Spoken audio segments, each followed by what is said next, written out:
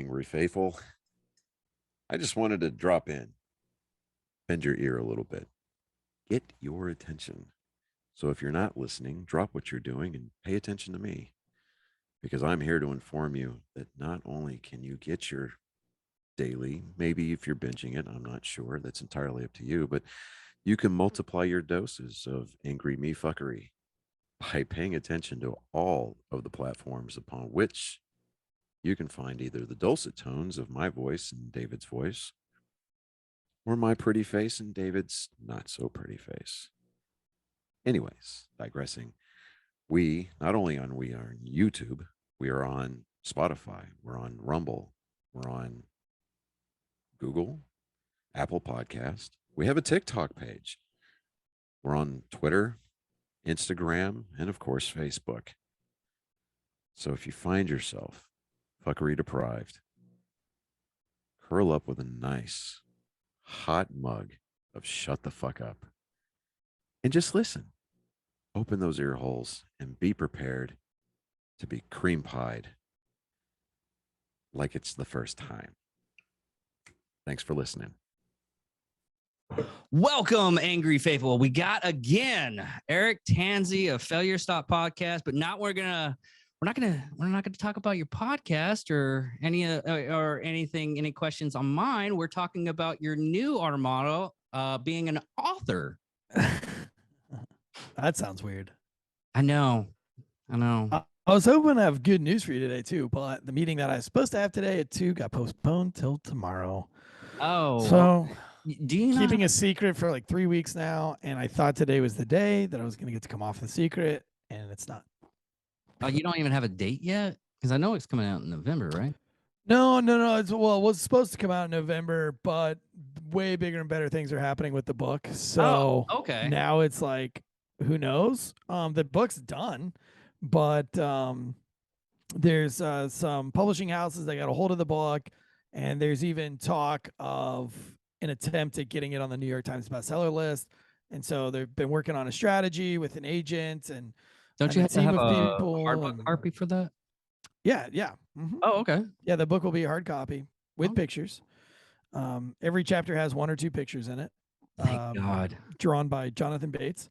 Awesome. Difficult to look out images on Instagram. But yeah, dude, I never thought the book would kind of go in that direction. I thought it was just going to be a self-published book. I knew the book was going to do well. I started writing the book 4 years ago, and I was just doing it for fun. Like I was just putting stories on paper so that when my kids got older, they would have something to look at.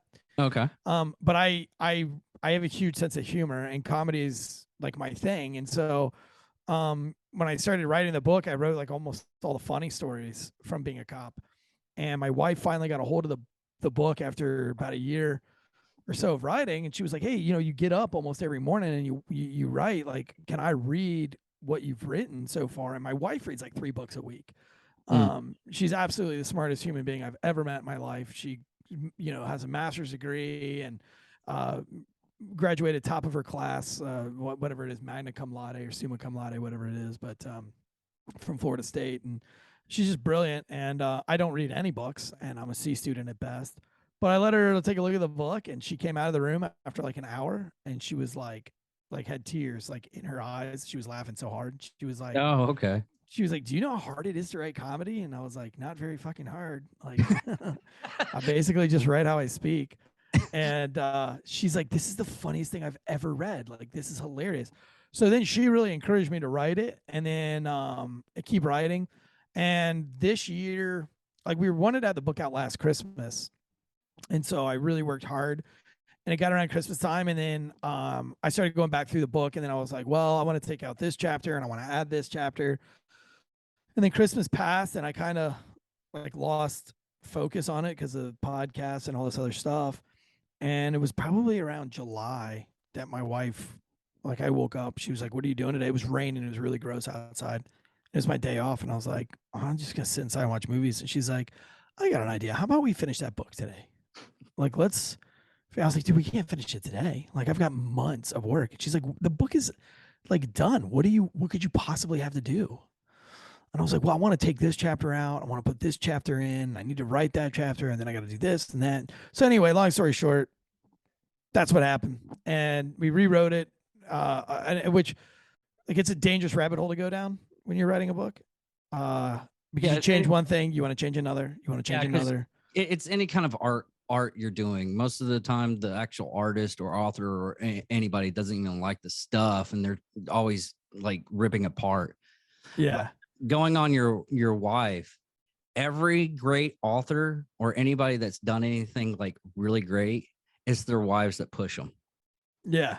Look at yeah. Biggest one is like Stan Lee. Stan Lee, his wife finally came in one day. It's like, hey, write what you want to write. Stop, let them bash you, and just write the story that you want to write. And yeah, it is crazy because when you send your books off to editors and things like that, like a lot of people have changes and stuff that they make. It is crazy, like the different perspectives that people have. But with my book, it was really crazy because like the editors, like one editor called me back and it was like, hey, listen, I'm done editing this book. You're gonna have to get somebody else to edit it too, because I got lost in the book and I felt almost guilty. Like I didn't want to edit it because we're coming at it from a perspective of educated writers. And like your book is so crude and like not crude as in like the text, but like just the way it's written. It's written in my own, like I misspell words on purpose to portray kind of the language of how people speak and things. And so they were like, man, normally what I do is like skim the book and I grade it like it's a paper. And I just go through it, and that's how we edit. And it was like, but your book, I like physically had to read the whole book. And it was so funny and it was so good. And I've never read a book written like this that I don't really feel comfortable editing it because I don't want to take away from the funniest. She's like, I did what I could and I did what I felt was appropriate, but I would definitely get somebody else's opinion. And this is a person that's like been editing books for a very long time. And so then there was that. And then I finally finished the book, got it edited. I don't know, maybe like back in August, like late August. I was like, okay, I'm not touching the book again. Like I'm done. And I linked up with Jonathan Bates on Instagram. He's difficult to look out images. And I sent him a manuscript and he just started making comic book art for the book. Oh, and he loved the book and he really inspired me and just like said all these good things. And I started sending manuscripts out for the book to different people to have them review it. And I started getting just like crazy good reviews back from like really big names. And one person that I was hoping to talk about today called back and said, hey, has so-and-so read your book yet? We just came off the New York Times bestseller with a book that's been on the bestseller list for almost 3 months now. Has he read this book yet? Or have you sent them the manuscript? I said, no. And they were like, would you want to? And I said, sure. So I did. I landed a meeting with the guy who I'm a huge fan of. And I was trying not to be starstruck, but like it was crazy because Breaking Benjamin, the band, the guitarist, Jason Rao, was staying at my house because they were playing a show in Raleigh and he stayed at my house. And so I was like, dude, I got a meeting at 2:00. So I brought Jason from Breaking Benjamin. He was going to go with me. Then the meeting got postponed. But anyway, I went to the meeting. I was like starstruck because I was sitting in front of somebody who I have read their books and I've seen their movies. And I just couldn't believe that I wasn't sitting in front of an assistant. I was sitting in front of the guy. And it was all about my book. And then they were like, hey, I think we really have a shot at getting this book on the New York Times bestseller list. Like, I think we have a shot. And they're like, if we could put you in front of this publishing house, would you want to do that? And I said, well, dude, I that would be like 18 months. Like the average wait time to have an editor look at your book from that publishing house is 18 months. And it's like one of the most prestigious publishing houses in the country, if not the world. And he said, what if I could get it for you in 10 days? Give me 10 days. And I was like, dude, I mean, I'm all in. Like, that would be crazy. Let's see what happens. So we waited 10 days. They decided that they agreed to take the manuscript. I gave them the manuscript, and then today was supposed to be the meeting on, like, I thought today would be like the meeting of, we're going to pull this trigger or we're not. So I'm like, fuck. It's one of those things. It's better to wait and get really good news than just rush it and they just get, oh fuck no. Yeah, I mean, the message said, finish reading most of the book. It's good. let's talk Thursday. So I was like, oh my gosh, this is awesome. It's happening. And then so today I waited by the phone like all day. Finally, like 3 o'clock, I messaged them and I said, hey, were we still going to chat today? And I felt weird even texting them. And they said, dude, just red eye, flew in from X and just playing catch up, blah, blah, blah. Let's hit it fresh in the morning. So Yeah. Okay. So you'll hit it up what's tomorrow. fresh in the morning mean? I don't know. I don't know if that's 9 o'clock, 8 o'clock, 6 o'clock. I don't know if that's 11 o'clock. So again, I'll be playing the sit by my phone and wait. Uh, that's all good. But on this book now, are you doing signed copies also for the pre-orders, or have you? Yeah. So we got a pre-order list going. It's an email list, which is crazy because there's a book out right this second. It just came out like I think on Monday, but it's a book about Afghanistan. I believe it's Kettling. I don't know, but it's a bestseller already. But he launched his book like last week with 143 pre-sales. Oh, wow. I got like 300 already, and I don't even have like a pre-sale order yet. Oh wow. But, so I'm really excited about the book. I mean, I'll sign anything for anybody. I mean, I don't give a shit. I hung out with Chuck Liddell for a weekend, and I bet you he signed 3,000 autographs at lunchtime. Wow. I mean, that motherfucker doesn't stop signing everywhere we went. Lunch, the brewery, we went to a fight. Getting to the fight, I mean, it just everywhere you go, it's like add an hour and a half because he's going to take a picture with every person and he's going to sign every autograph. Wow, that's really cool. So, yeah, if Chuck Liddell can sign autographs like that, I could probably sign like 100. You know what I mean? If he can sign 3,000, I can easily sign like 30. And also, this book is it's funny, but it's nonfiction, right? Or is it fiction? Yeah, it's nonfiction. It's called Pig Latin, a seriously funny true story. I mean, it's serious. It's a serious book, but it's a comedy because it's basically the I hope they serve beer in hell version of a cop book. A lot of cops write books, or most of the cop books that you read are written from aspects of the job, solving crimes, you know, just kind of like the warrior side of being a cop and the chaos and the confusion. But nobody's ever written a book like about the shitty things that cops do, like fuck ups, locker room banter. Like nobody's ever written like, I mean, being a police officer is just like being in a fraternity, and the hazing is there. The office house politics are there, and nobody ever wants to dive into that. You hear cops say like, "Oh, I quit because of the politics," or "I got fired because of politics," or "I moved to this position because of politics." But nobody's ever like no cops ever explained to a civilian what those politics are, and oftentimes those politics, I mean, it's not the literally politics got resigned because of politics. No, I did not resign. I did not resign. I got fired. Oh, you got fired. Okay. I got an opportunity to resign, but I said, no, I'll just get fired. I mean, that was for opening a distillery. And that was just because they didn't want the public perception. They didn't want an officer owning a distillery. They just didn't think it looked good to the public, which I'm fine with how they'd worded it that way. Instead, they tried to go through hours and hours of body camera footage and tried to start dinging me for every little thing that I did and take me from officer of the year to, public enemy number one in the department, when they could have just easily pulled me aside and said, hey, like, we're not happy about this thing. But I mean, like, they got me and they hemmed me up for being in my car by myself with my body camera on, because a lot of times you turn these body cameras on and you forget to turn them off, especially when they first came out. And so they audited my body camera for hours, and they found one instance where I was in my cop car by myself talking on the phone to somebody else. And I said, God, I hate people. This is why I hate people. It's things like this that make me not believe in humanity anymore. And it was like such a juvenile thing to say, but I was in my car by myself. They made me, they took me off of the road. They took my gun and badge away for 7 months for that. Made me go to anger management for 3 weeks.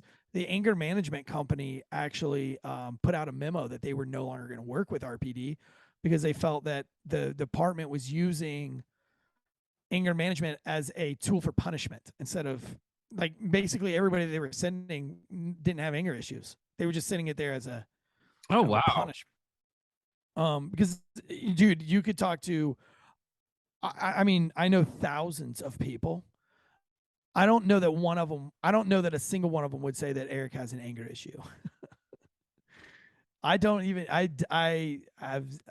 would get angry sometimes, but I like, I'm the You get most happy, cheerful, jovial guy. I'm noticing this when I listen to your podcast. If you actually see something that's physically it shouldn't happen, you get upset and you Sure. talk about it.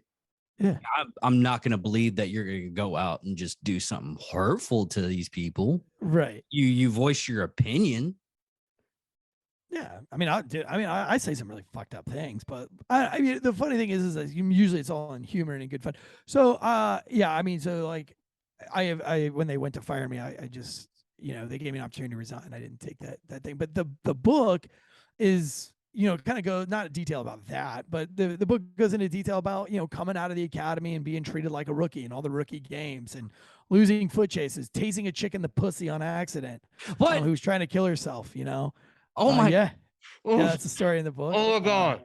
Oh my god! I'm gonna buy this book. Yeah. I was Yeah, already so- bought the book, but now I'm like, I'm definitely buying this book now. I'll give you a spoiler and I'll just tell you that story. It's not one of like it's not even like close to being one of the best stories of that book, but Let me I got a tentative.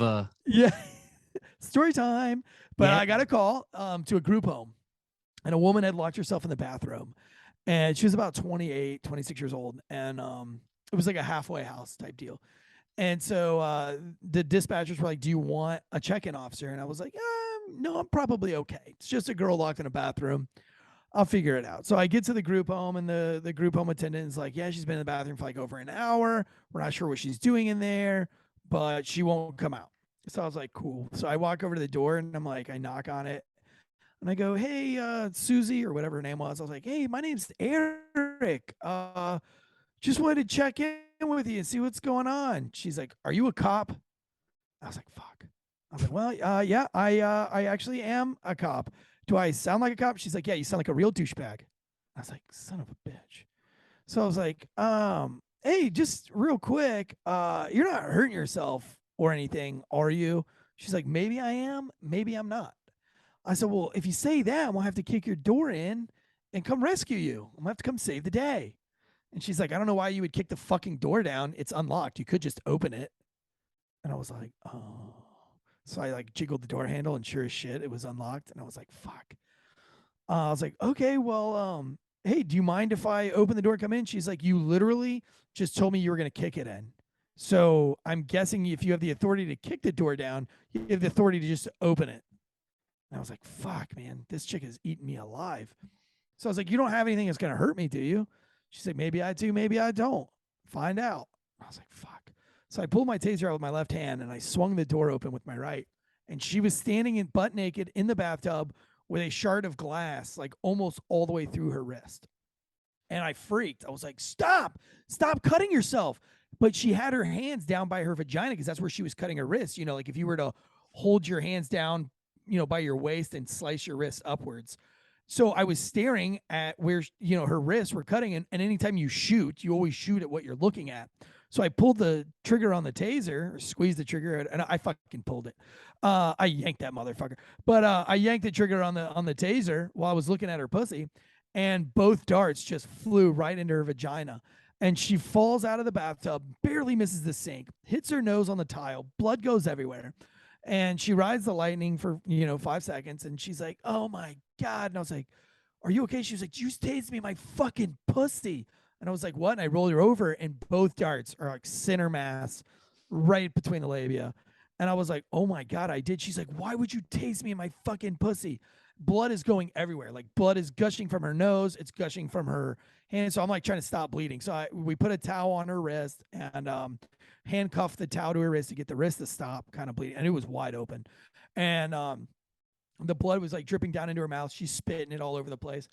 And I was like, I'm just like, sit tight. I'm gonna call 911. She was like, "You are 911, you fucking idiot." And I was like, I know, but like, there's a lot going on here. I need a fucking ambulance. And she was like, "You're such a fucking moron." And so I call the ambulance, and the ambulance gets here, and they're like, "Oh my god, did you tase her in the vagina?" She's like, "Right, that's what I fucking said." And they were like, why did you tase her in the vagina? She's like, yeah. Why did you tase me in my pussy? And I was like, I didn't mean to. Anyway, I get her all dressed up. I get the tasers, the barbs out of her vagina. We start walking out the door, and of course, all the women in the group home are sitting in the living room, and they're all looking at me, and I'm walking with my head down. And the girl just goes, "Hey, ladies, if any of you are thinking about killing yourself, do it before this asshole gets here, because he'll tase you in the pussy on your fucking way out." Oh my God. Holding that was difficult. My eyes are watering, and I'm man, I almost bit my lips off. I was Yeah, so trying I not mean, to there's laugh at the shit like whole that. story. That is freaking hilarious. I'm clipping that and I'm putting it up on my social media. Yeah, it's funny, Oh, man. So we damn. got like the artwork to go with that because the artist thought that was a funny story. And Well, yeah. but I mean, there's just a lot of stories like getting lost during a car chase and getting in foot chases and losing, even though the person lost his shoe, and then the guys take the shoe and they spray paint it and make a trophy out of it, and they call it the shoe of shame, and they made me sign the shoe, and I was a really bad rookie. I came in, I did really well in the academy because of my military background and things like that, and so they put me in a very hard spot in a very hard district because they thought I would shine. They didn't realize that I'm just retarded. All the things I did in the military, making it through special forces assessment and selection, I didn't do it because I was a smart guy. I did it because I'm a mule. I'm a hard-headed mule. I can carry heavy shit for a really long way and never get tired. That's my only thing that I have going for me. Not much of a. I mean, I'm a critical thinker, but like I'm a knuckle dragger. Like instead of coming up with a plan, I'd rather just go Leroy Jenkins and like Hell yeah. get to work. I would have been a good Marine, you know. I know. But I totally understand that so many of my friends just go out and it's like, Dave, did you even think that through? Pfft, no. no, Thinking involves brains. yeah, it's like give me something pretty to break. Yeah. I'm still on that fucking pussy thing. Yeah, I mean, the whole book is just, it's just story after story, and it kind of It really it talks about man, being a shitty rookie to then like, being forced with put with a bunch of guys who did not like me and had every reason to not like me. I mean, I gave them reason after. I mean, I literally was thrown with a group of guys as a rookie. I didn't earn it. I just got it kind of by right, and I fucked everything up, and they didn't like me. And it got to the point where I was about to get kicked off the squad just because I could not do anything right. I mean, it didn't matter what I tried. I went to just go not clear a house, but like I went to go to a house where a wanted felon was at. And all I wanted to do was just check off the block that he wasn't there. And I thought, there's no way this violent felon would go to his mom's house on a Sunday morning knowing that he's like the most wanted dude in Raleigh.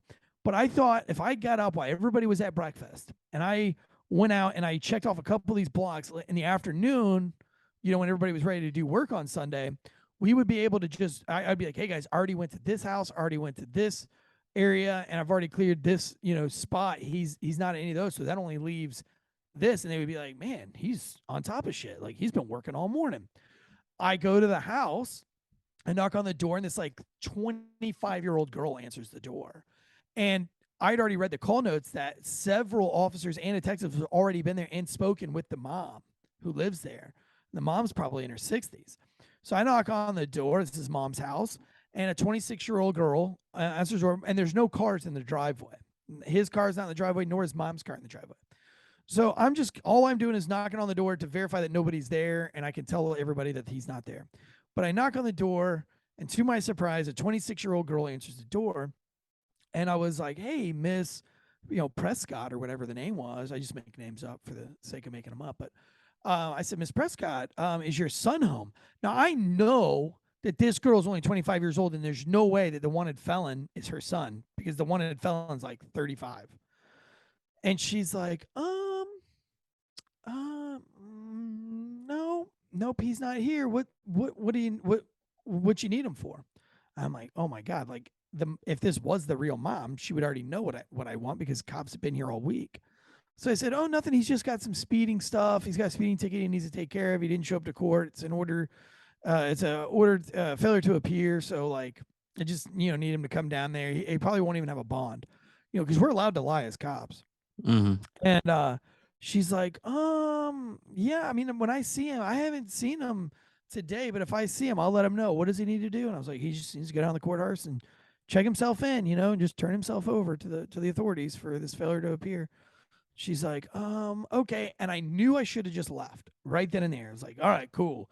But I didn't because I was fucking stupid. And I said, hey, if he's not in the house, you don't mind me walking around the inside of the house and just verifying that he's not in here, do you? Now, I don't have a warrant for the house. I have an arrest warrant for him, but I don't have a search warrant for mom's house. So she could just say no, and I would have to just walk back to my car.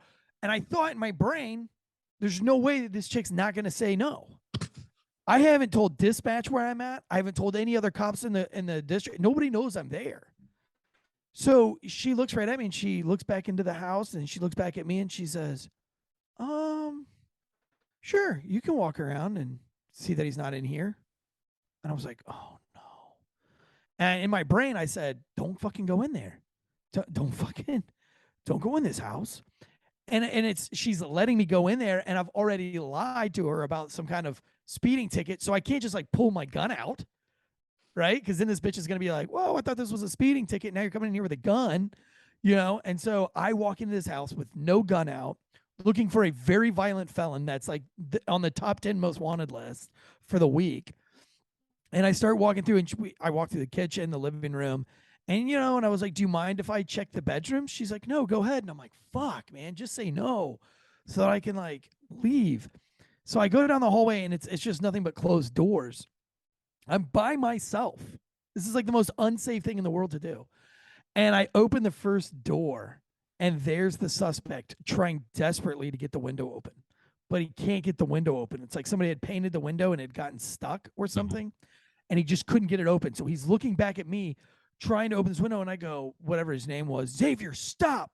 And I run in and I try to grab him, and he jerks away from me, and he runs and he jumps through some bunk beds.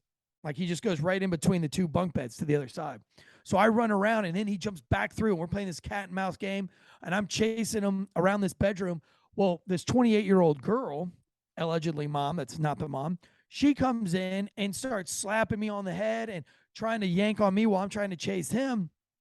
So I grab him by the dreads as he's trying to get out the door, and he can't go. And I got a full thing of dreads, and I yank him back into the room, and I sling him onto the ground.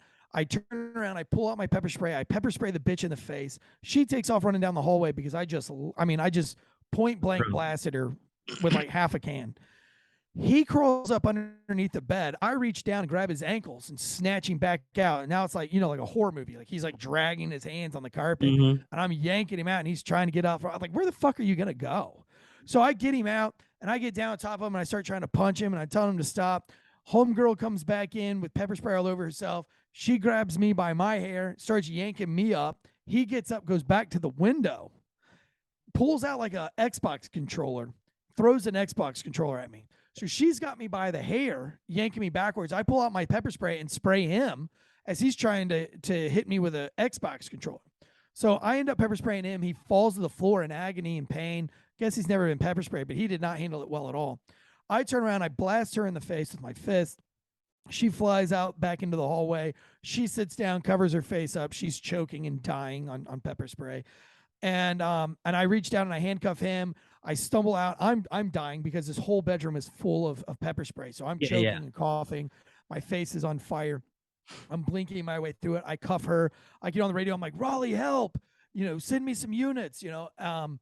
And so I'm working with him, and I'm trying to get back to him. And now he's handcuffed, but he's now crawled his ass back up underneath his bed, and I can't see. And homegirl's in handcuffs, but I can't let her go because I don't want her to do the same thing that this asshole's doing. Like now she'll be running handcuffed. So I'm trying to pull her back into the room, but she don't want to go in the room because her face is on fucking fire and being stung by 1,000 bees of hell. But I need to get him because I don't know what's underneath that bed or what's going to happen. So I'm having all this thing. Well, I hear the blue lights of, the whole, the cavalry coming in. And so everybody's wanting to know where I'm at. And I yell into the microphone an address.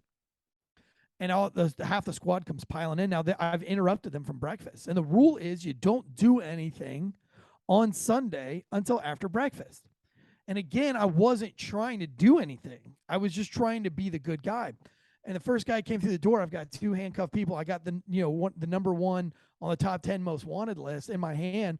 It should be good, but it's not. And he comes in and he was like, they called me Leroy for Leroy Jenkins, and they said, "What the fuck, Leroy? That's it. You're fucking out of here."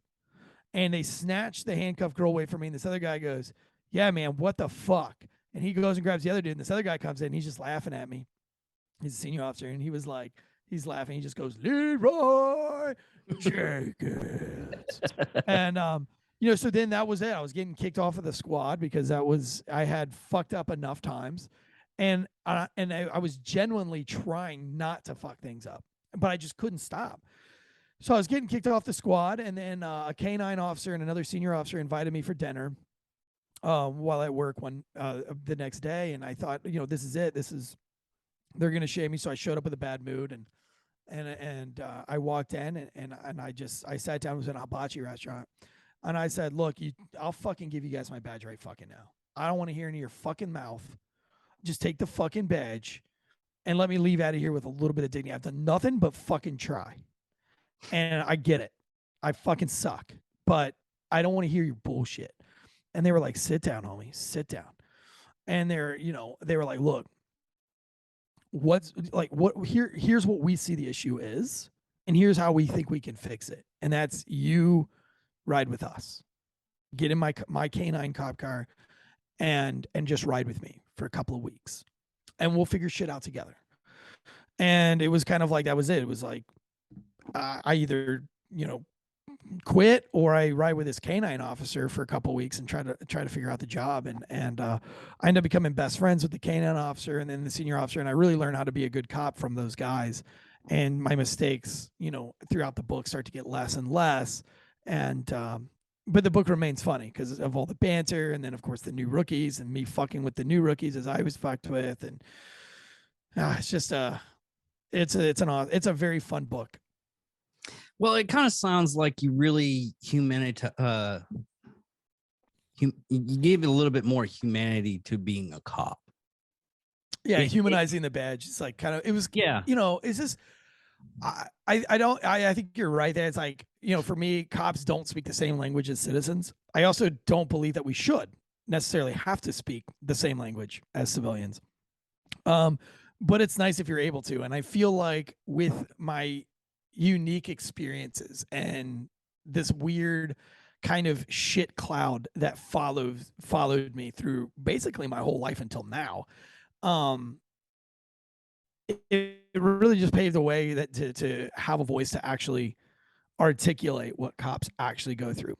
All cops go through the same shit that I went through. Like what I went through is no different than any major big city cop went through, but I just have a way that I can articulate it to civilians to make civilians laugh and to understand it. If a real cop tries to tell those stories, it would be like, "I then entered the room and the suspect had moved to the western side of the room.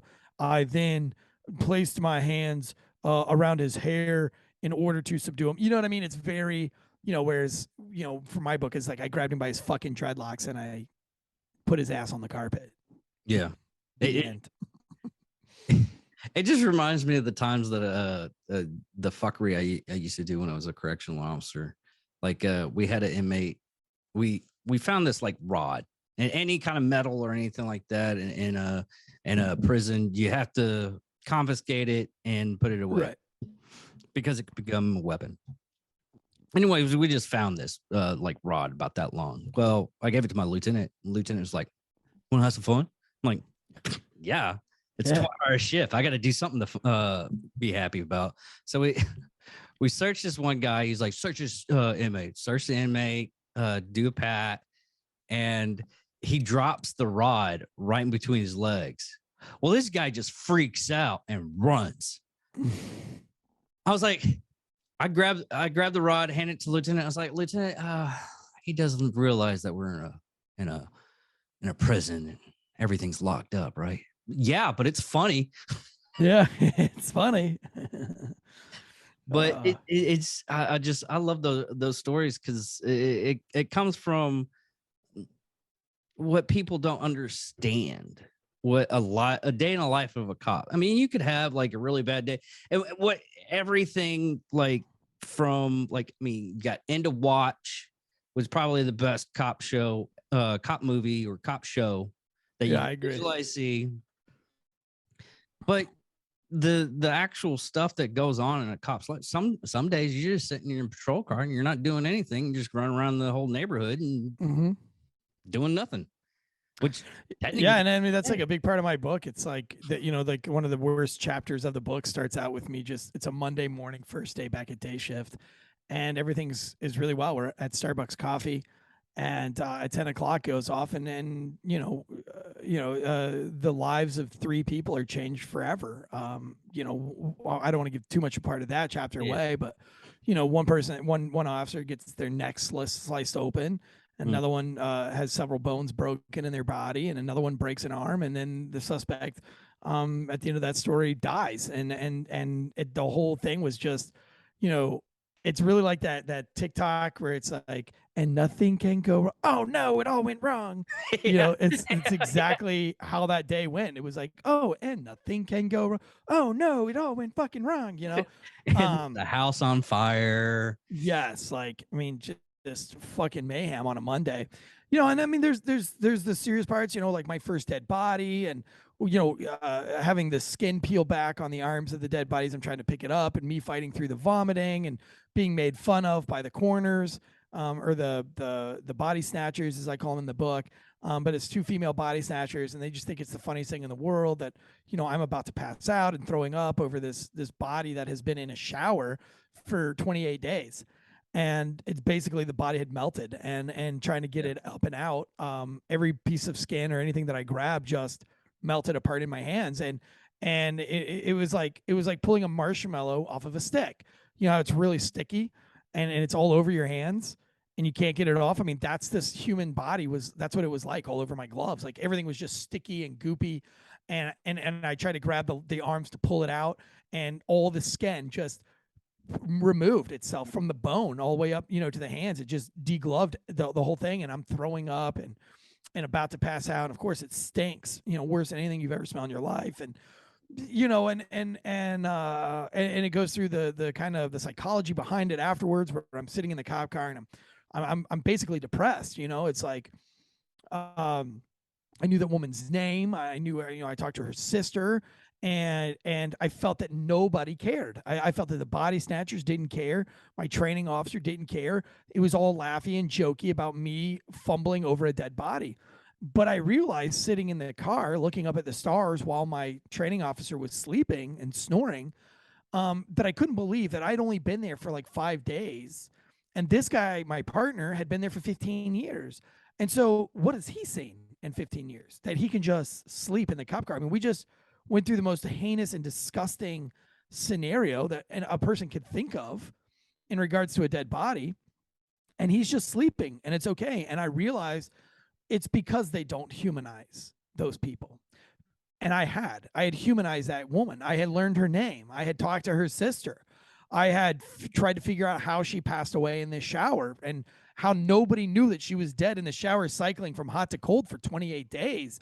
And the reason why I was fucked up in the car at the moment and sad and trying to hold back tears and everything was because I had humanized it. And I knew that if I was going to survive in that career for any amount of time, I had to learn to be like them, where you don't give that thing a name. It's the body. It's grab the body. It's not grab Angela. It's grab the body. Put it on the gurney. Take it outside. Damn, it really stinks. Not she, not he, not Angela, or whatever the name is. And that's kind of how I summarized that event. Was like, okay, from now on, these are all going to be it's and things. They're not going to be she's and he's, because I'll go fucking crazy. Yeah. So the book does have some serious turns, but of course, as though that's a serious moment, the way I write, her being degloved and peeling her off of the carpet like some Velcro. Like I say it very, like, in a very comedic way, but then then I humanize it for a minute, and then I dehumanize it at the end. So really paints a pictures that civilians Don't really get to see. You would never really be able to articulate that. I mean, of course, civilians know that you as a cop see dead people, but their vision of a dead person and your vision of a dead person are completely different things. You know, Yeah. like they see you as working with dead people as, you know, the hands crossed over the chest, the eyes closed with two nickels waiting to cross Fiddler's Green, not fucking a black pile of goop that's melted into the carpet that you're trying to use a flathead shovel to get the head and skull off the carpet. Yeah, once you mentioned about ripping the flesh off that person, I just remember this one time we accidentally, another officer accidentally, uh, pepper sprayed into a guy's cell who he's trying to light something. Pepper spray's flammable. Flammable, He torched the guy. Great.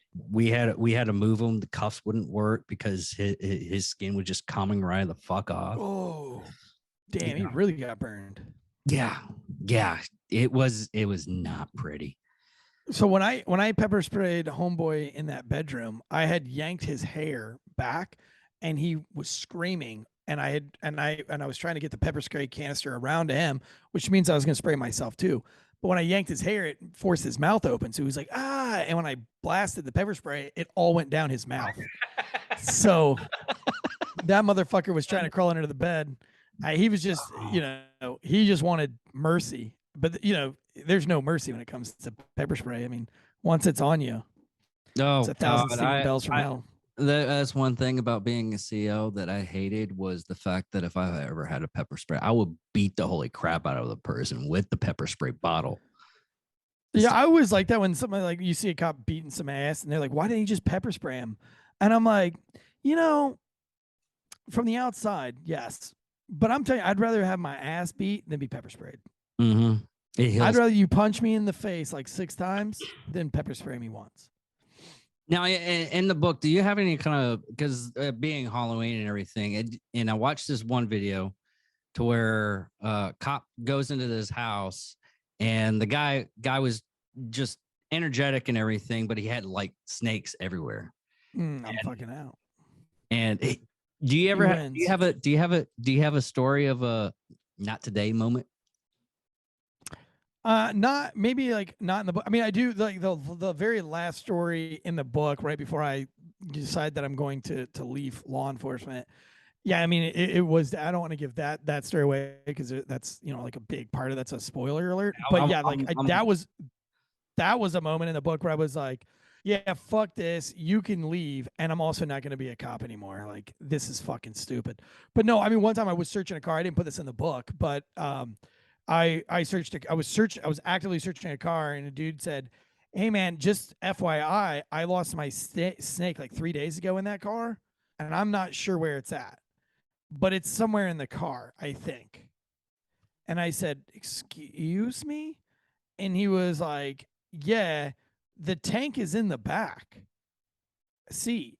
And so I was like, like my hand was underneath the front seat. So I pulled my hand back and I look in the back seat, and sure as shit, there's an empty aquarium.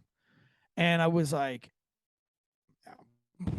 I don't give a fuck how many. I don't care if there's a kilo of Colombian Bam Bam up under those fucking. You can have it. Fair enough. I said my exact words were fair enough, dude. Fucking, you can go. I totally agree with you on that one. I didn't even ask him what kind of snake it was. Could have been a grass snake. I don't know, but doesn't matter to me. If there's a fucking snake in a car, there's not a amount of drugs in the world that I give a fuck about that's being guarded by snakes. You can have this. You win. Touche. So do you have next time? Do you have an exact date when that book's coming out, or?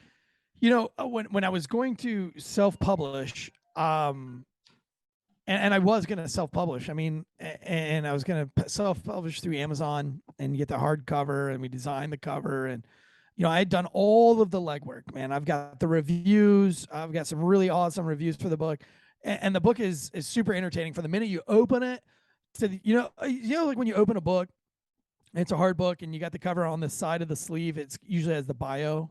Mm-hmm. You have like a picture of the author and then like a little bio there on the side.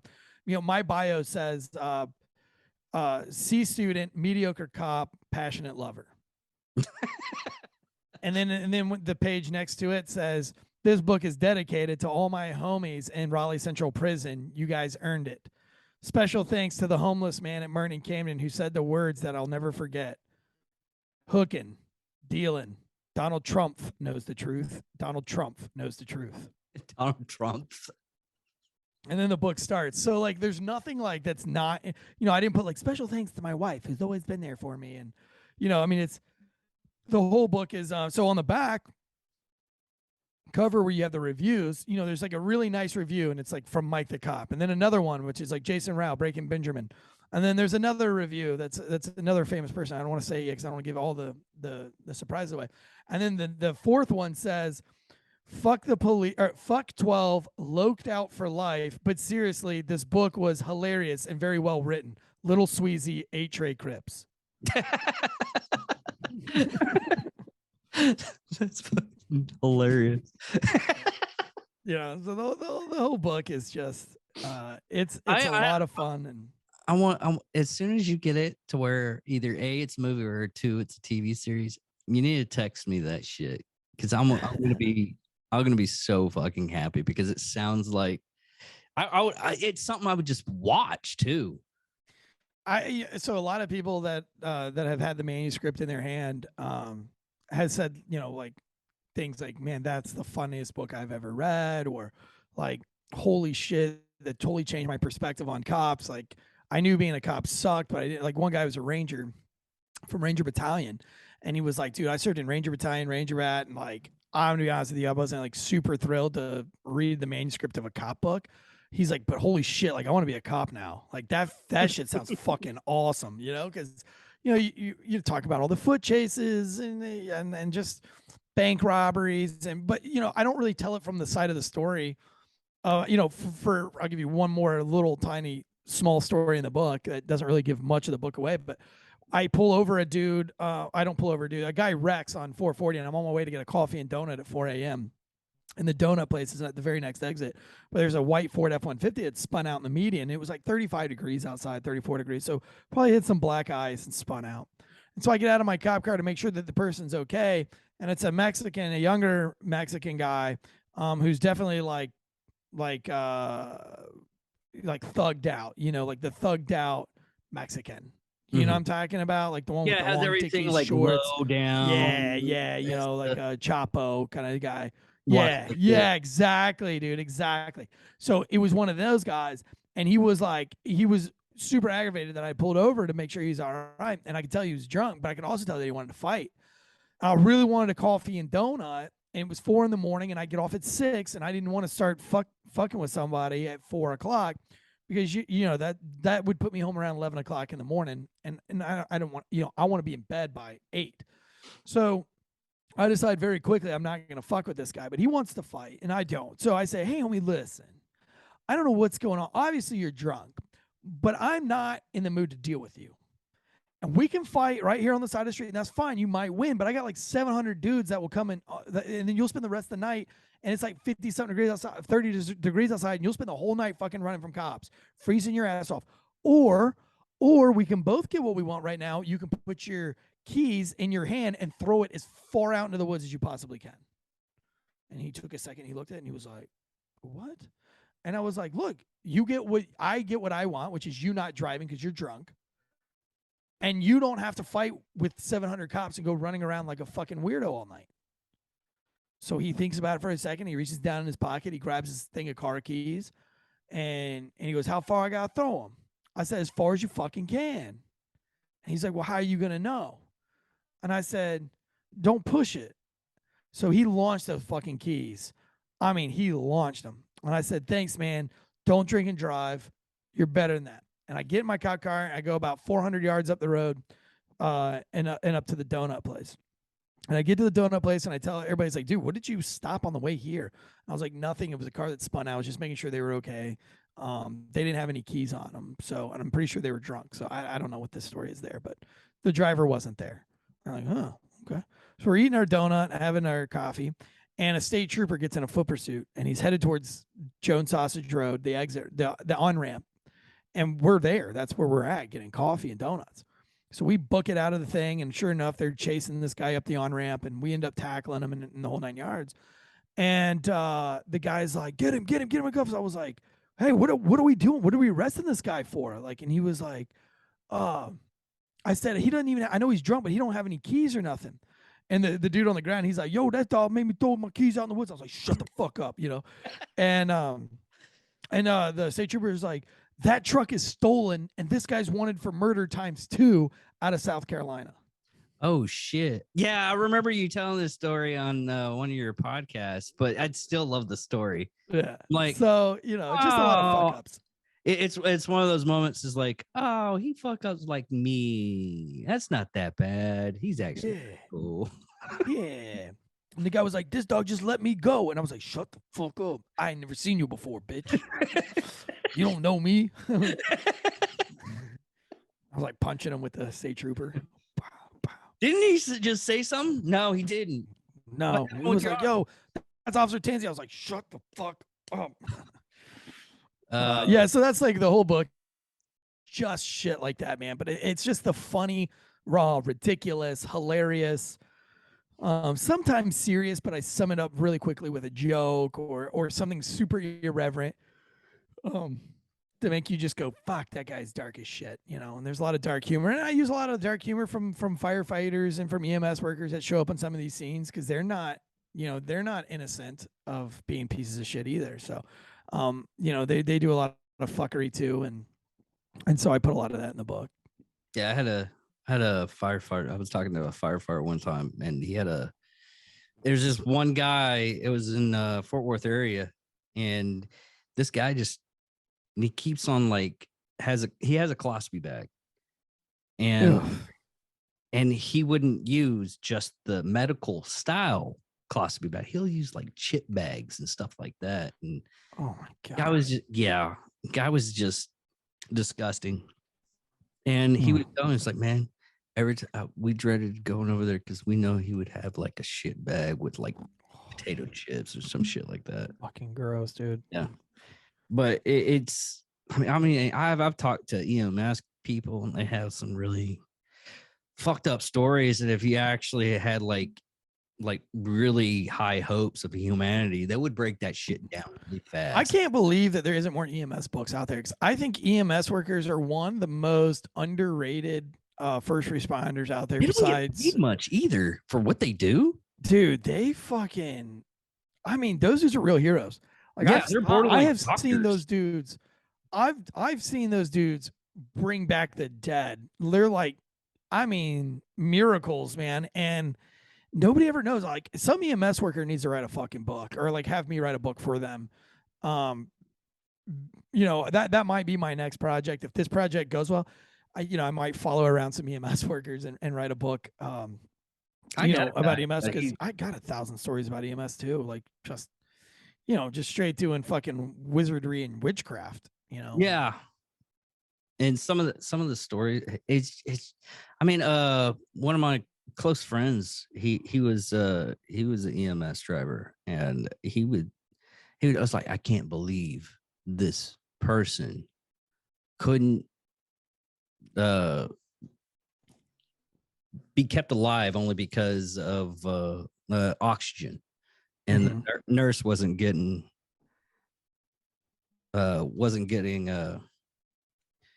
any kind of oxygen, and it was a fucking nurse, and they couldn't switch it out. That kind of stuff. Just switching out a patient from their EMS van to the freaking.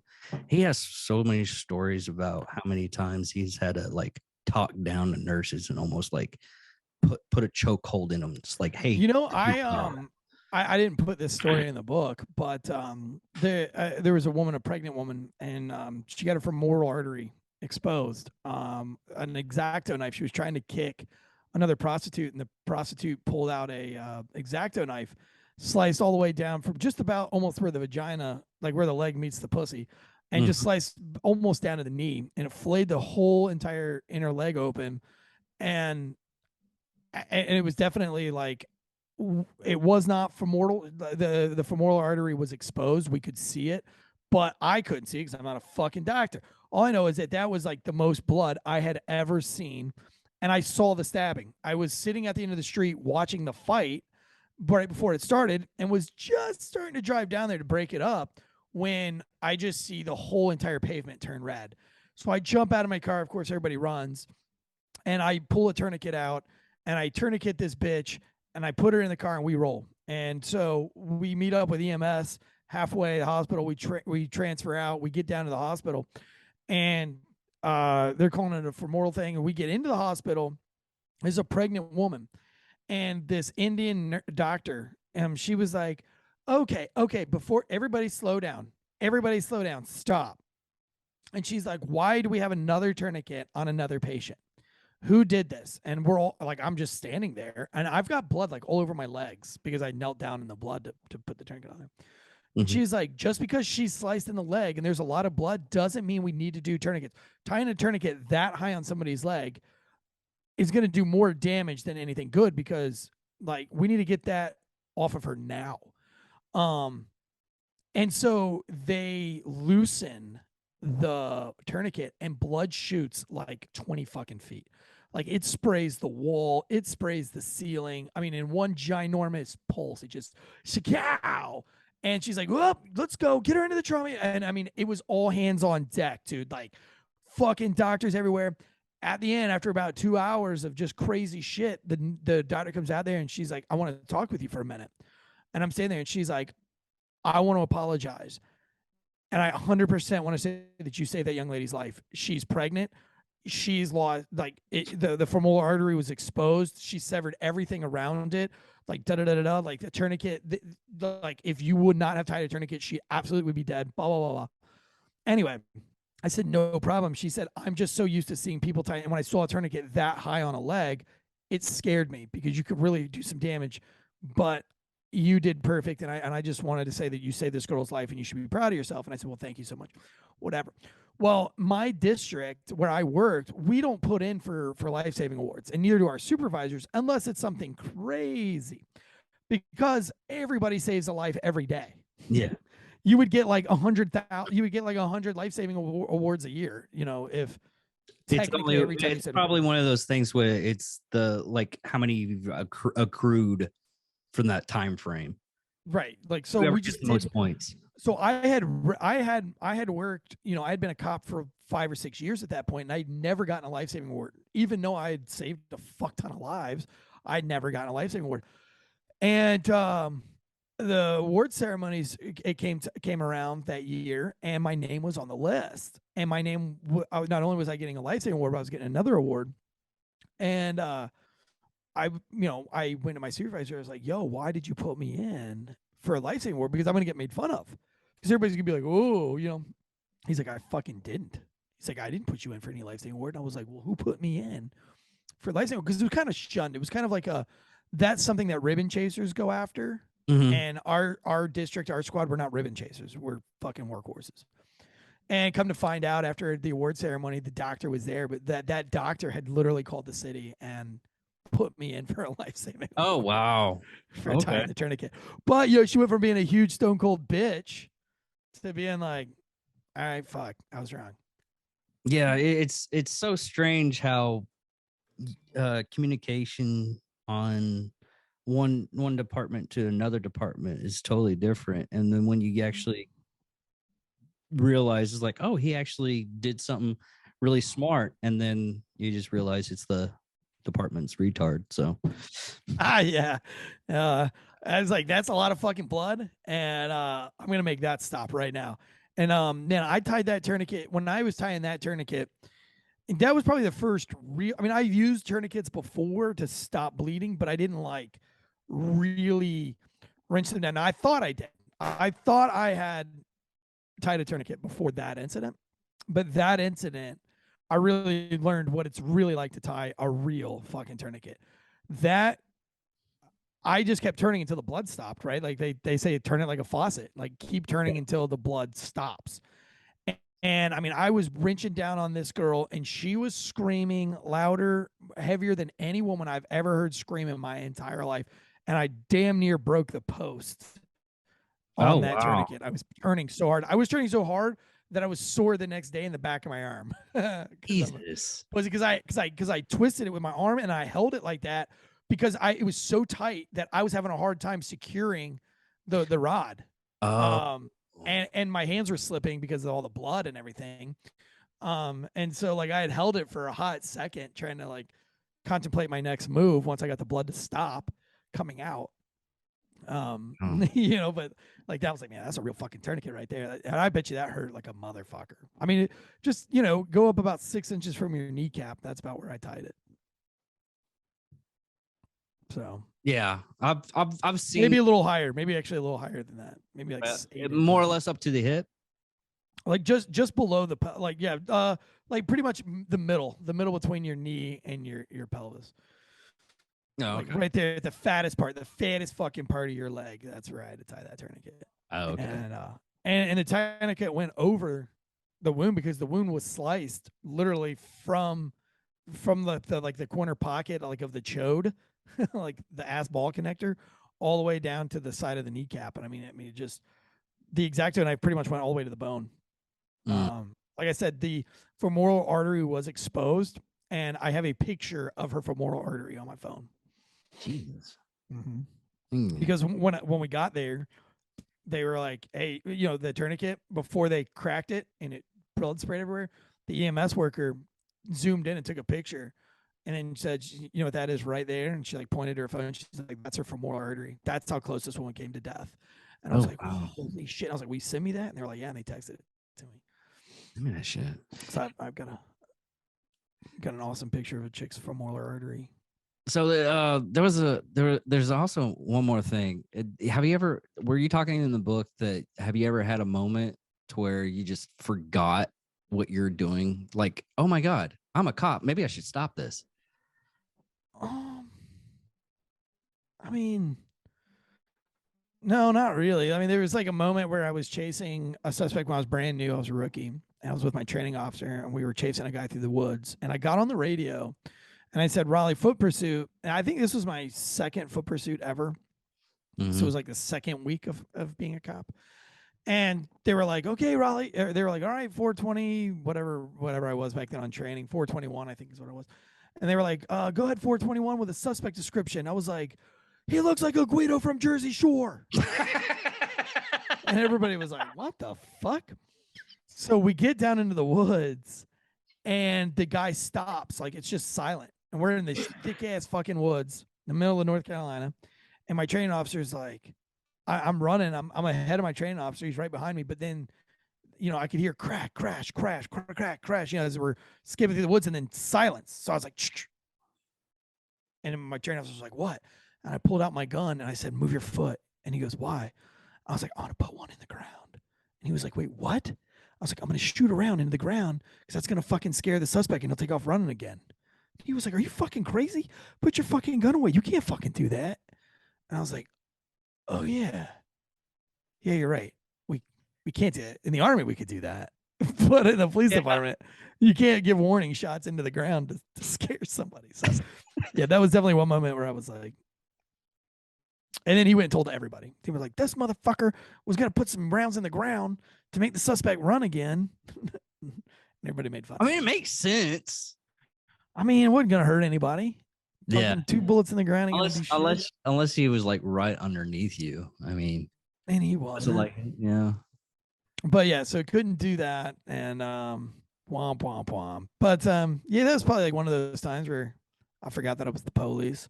I mean, and there was times like there's one dude, you know, he was handcuffed on the side of the road, and he asked, you know, what if he went and harassed my wife and my children? And I forgot I was a cop after that. I was like, "You know what, motherfucker? You come to my fucking house, I'll end your entire fucking bloodline. Whoever gave you that last name Welcher, I will fucking find every Welcher, and I will end your entire fucking bloodline." And everybody was like, "Yo." I've used that one before. I mean, they're like, "You can't say that shit." And I was like, "Well, I fucking just did." So I guess correctional officer and cops totally different, because I've like there was this one time one of the inmates was coming in. This is when I was fairly new. He comes up to me. He's like, "There's nothing you can say. I'm gonna fuck you up." Blah blah blah blah blah. I was like, "I will fucking skin you alive and use that skin as a condom to fuck your mother if you don't fucking back up." Oh, Jesus Christ. Yeah, he backed. Yeah, he's like, that's really fucked up. Yeah. Yeah, you can't say that shit as a cop. You would get fired in a heartbeat.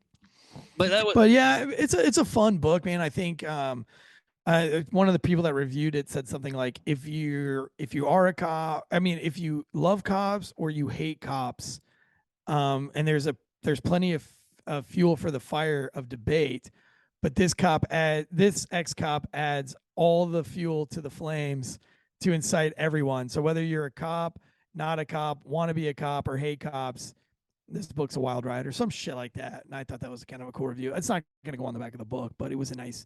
It'll be a review that goes like on the Amazons and the Googles. But I thought that was really cool because I mean, yeah, it's like even if you hate the police, this book's still going to make you laugh, and it's going to give you tons of fuel to know why you hate the police. Because I mean, I do a lot of things that make me a piece of shit in the book. If you love cops, there's a lot of fuel for more love of cops because you're like, man, there's a lot, like this cop did a lot of things. Say, a lot of shit went down and he did a lot of good things. So I mean, I just put it all in there. I put all the good, all the bad, but I made it. I told it, because my life is just funny in general. So it's not like I had to add the humor to it. I just put the humor in there, and people laugh, and I think it's a funny book. It's funny that it's not funny. Definitely going to be like one of those. You want to cancel me? You absolutely will have everything you need to cancel me. You'd have all the ammunition for it. Yeah, I'll never be able to be a politician or run for politics after the book comes out ever. It's just like, holy shit, this fucking guy. Are you serious? Like singing "Kumbaya" to a dying gang member, like telling him to go to the light. Hey man, just go to the light. You've had a real good run at it. Kumbaya, my lord. Kumbaya. And he's just like, oh my god, he's gargling at me. Everybody's like, dude, that's fucking dark as shit. I just was want him to shut the fuck up. Yeah, I just want him to die already. I just want some more of that fresh oxygen. But can we put a yeah, so shit like that probably people won't like. They're like, man, that's fucked up. You didn't try to save him? No, he shot himself. Like, I can't fucking fix somebody that shot themselves in the throat. Guy's missing a throat. Nothing you've trained me to do fixes that. So I'll just sing to him. And I'll tell him to go to the light. All right. Well, that's all we got for today. But I'll set this up for Sunday, just to let you know. And nice. Everybody else know. But anywhere you can get a book, catch Eric Tansey's book, Pig Latin. Again, Pig Latin. Pig Latin, a seriously funny true story.